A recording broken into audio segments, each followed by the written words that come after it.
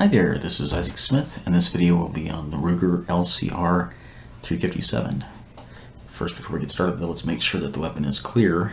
And first we're going to depress the cylinder release button, found right there. Take a look at the chamber, or the cylinder, and we have no rounds inside that, so we are clear. And we're going to take a look at the firearm.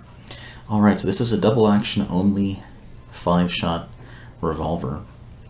Again, it's chambered in 357, which also allows you to shoot in 38 special and 38 special plus P.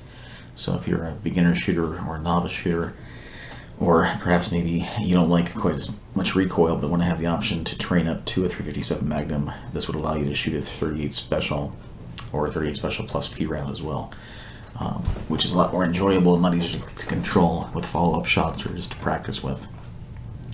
This pistol is designed as a compact pistol.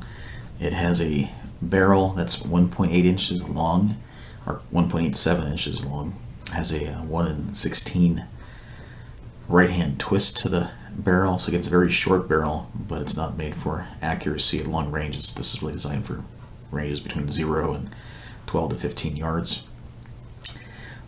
Again, so because of the way it's designed for 357, it's going to be a little bit heavier than some of the other chamberings that this is offered in. Ruger designed this back in 2009 and first started releasing these in 2010, and they started in a variety of chambers. At this point it's released in 22 long rifle up to the 357 Magnum, also 327 Federal Magnum. There's a again 38 special plus P, 38 special, and also 22 long rifle for practicing. I guess if you want to start with a very small pistol. Total weight on this is 17.1 ounces when it's unloaded. It has a height of 4.5 inches, so 4.5 inches tall. It has a width of 1.28 inches, and that's mostly because of the cylinder width right here. It's a very small pistol. It's smaller than, like, say, the Glock 27. If we take a look and compare the size of a Glock 27, which is a 40 caliber subcompact, you'll see it's just a little bit larger in some places, like the handle's a little bit longer, but you got a little less the back. Well, again, with the big difference between one of these guys is you have a larger capacity. You can get smaller, the ultra compact. This is a Smith & Wesson Bodyguard, also nothing in the chamber. And this you can get a little bit smaller, a little bit larger capacity than that, because this is a single stack. It holds 6 in the magazine, also one in the chamber. We're going to here we're limited just to 5, but 38. This is actually chambered in 380 auto, so much smaller round in comparison to the 357 or the 38 special. Really, the difference between the 38 special and the 357 is that the shell is just a little bit longer.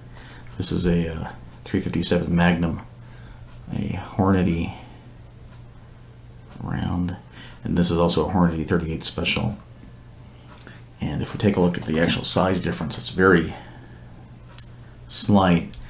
The 357 Magnum, you'll often see a velocity upwards of like 1,400 feet per second going through a, so this is just about, it's about 31.45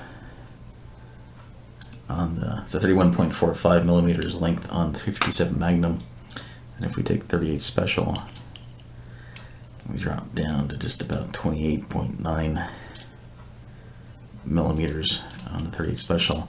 Again, the inside diameter for the bullet is down to that 9 millimeter.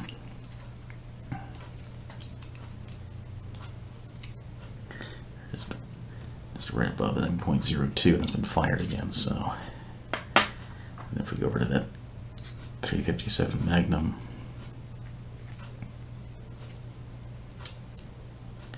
it's 9.9, a little bit bigger. I guess must have flared a little more when shooting it. So the size is very similar as far as the shell size, but again, a 38 special, you're going to see those traveling a little bit slower. This is a Hornady 90 grain FTX round, critical defense, and that's actually travels. It's rated at 1,200 feet per second. That would be through again a longer barrel. The snub nose of the LCR is going to be shorter. Some of the characteristics of this firearm is that it's a double action only, which means that it's only going to fire when you pull the trigger. It's got an internal hammer, so there's no way you can actually snag the clothing or something if you're actually pulling it out of a pocket or out of a purse, or it's going to not get trapped. So again, it's double action only. So the way this is going to fire is if we actually pull the trigger backward, which pulls the hammer backward and rotates the cylinder at the same time. Double action only, you're also going to be carrying your finger a little bit deeper than you would on a semi-automatic because of the length of the trigger. This trigger is actually only rated at just 6 pounds. It's a special trigger that Ruger designed that stays very constant as far as its the way it feels. It's got a very crisp, smooth break to it when it does operate. Again, when you're shooting it, you're actually going to see a huge difference between the 357 Magnum and the 38 Special. And we're going to go through a little bit of the range shooting we did, where I fired 5 rounds of both 38 Special and 5 rounds of the Hornady 357 Magnum rounds at 7 yards at a target. And at this point, I've actually only put about 80 rounds through the firearm, so also very new to the firearm. Very impressed with how the firearm operates, with the way that it's stable. The price point of the Ruger is substantially lower than the Smith & Wesson, so when you're looking at these guys, they're going to see a good 20% difference almost on the price point. Sights on this are basically have a U-notched groove on top, and then you have a ramped kind of blade style up in the front of that. So when you're sighting in, you're going to see that. But then if you're going to be pulling it out of your pocket, you're not going to get snagged on anything as you get that really smooth edge and that blade, so you can see that again. Like that. So it is very visible in low light. Definitely easy to see in different lighting conditions with that long front sight. It's a pin sight. You can buy replacement. I know Trijicon makes some of the different glow or nighttime sights, but it does again work very well in low light. One of the unique styles about this is actually it's got a very large trigger guard, so if you're wearing gloves or it's cold, it'd be easier to operate. The entire frame is made out of polymer. The lower part of the frame is polymer. The upper is an aluminum alloy or aluminum material, kind of like an AR frame, very dense and solid. And all those different combination of things help to both stabilize recoil with the polymer rear, along with a Hogue Tamer grip that is kind of special to this firearm. And that's the one thing you'll actually see if you're comparing this to the it's got a very soft rear back here, so that when it does recoil, it's kind of hitting that. The finger grips also make it very easy to grab onto, and for a good solid grip as far as for the size, because it's not a very big firearm. But the thickness of that Hogue grip does help you manage recoil. So let's take a look at some of the shooting from the range.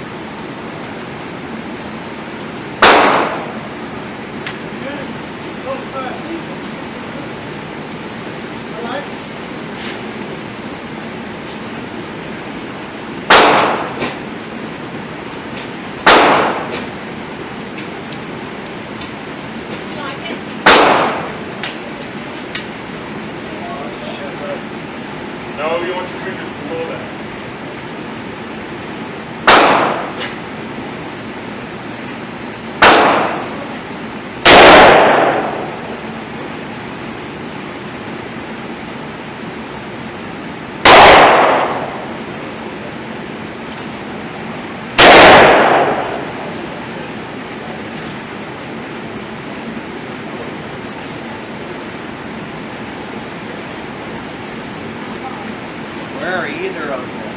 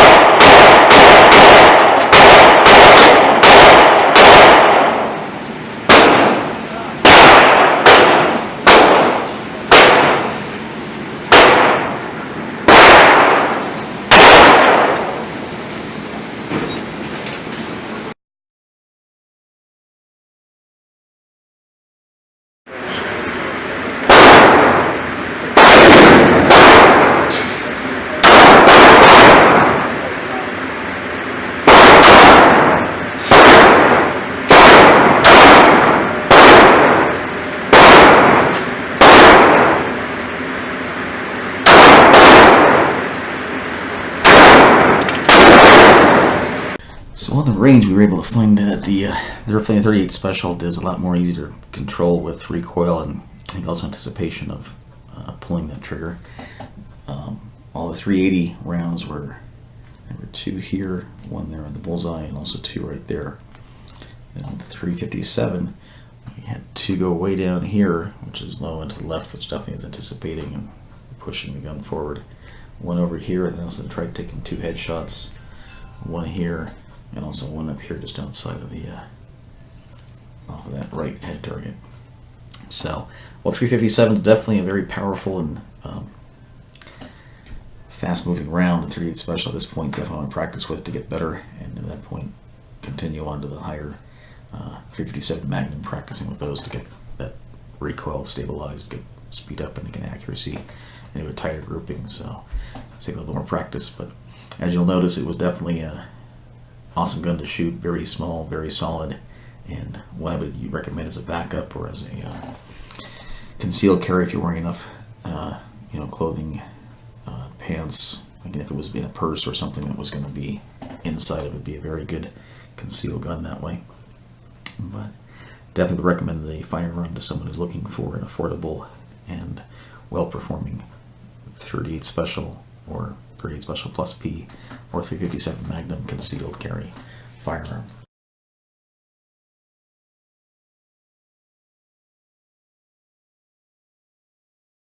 This is a 5 inline, which is a little more convenient if you're wearing pants and you don't want to have such a bulky, I guess, something protruding that you're going to see it, but a little slower to actually load.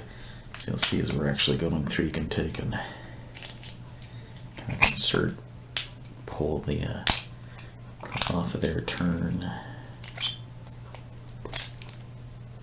and rotate these, which allows you to then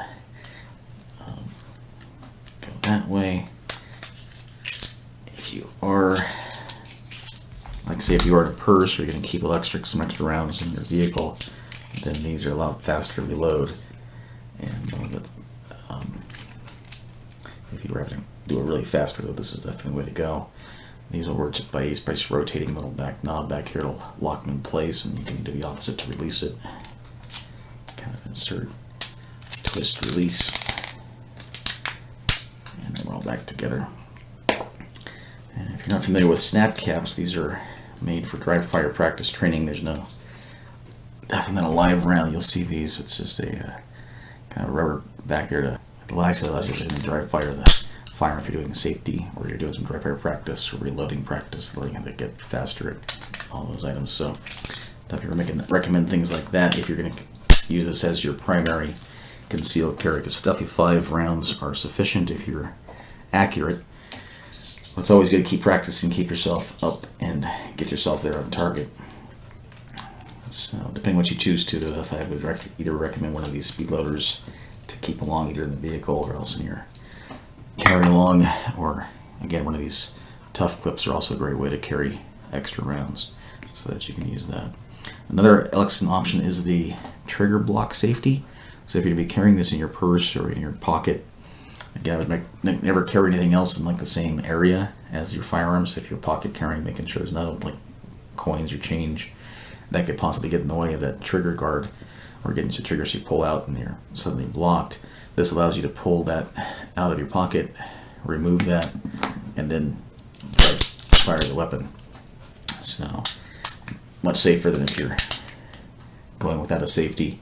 This eliminates that potential of possibly snagging the trigger and having a potential round go off before you're ready for it to go off, or in your pocket, or shoot yourself or something you don't want to.